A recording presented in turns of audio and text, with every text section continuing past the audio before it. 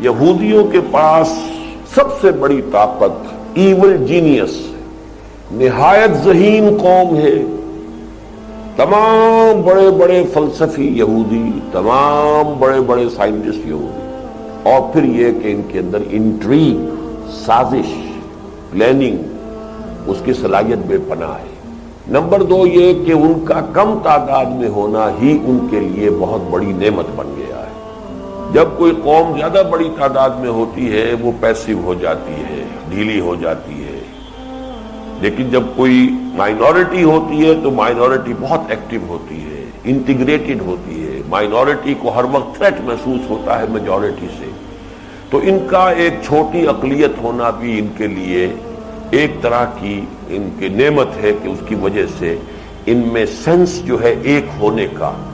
اور پھر سب سے بڑا چونکہ ان کا تعلق ہے نسل کے ساتھ۔ مسلمان سینکڑوں نسلوں پر مشتمل ہے، یہ ایک ملٹی نیشنل امت ہے، وہ ایک نسل ہے،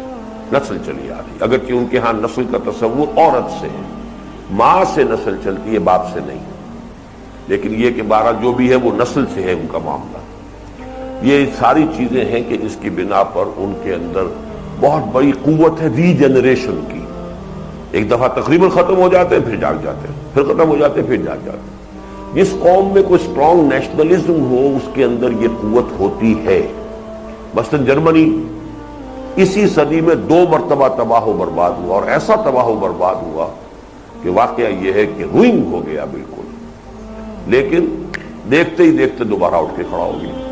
ان کے ہاں بھی ایک بہت اسٹرانگ سینس آف نیشنلزم ہے۔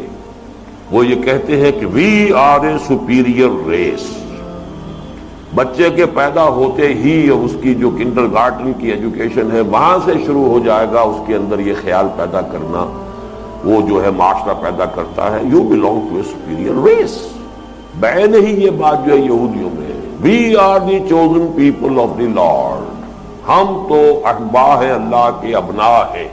یہ یہودی بچے کے دل میں پہلے سے ڈال کر پھر وہ اپنے تعلیم کا نظام کرتے ہیں۔ وہاں کہتے ہیں کہ ان کے ہاں ٹی وی نہیں ہے، بہترین ایجوکیشن ان کے بچوں کی ہوتی ہے،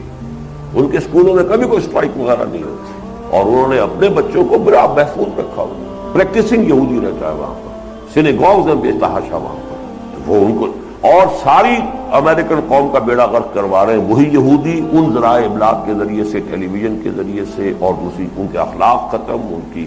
زندگی، ان کا کردار ختم، خود اپنے آپ کو بچا کر۔ تو یہ ان میں صلاحیت ہے۔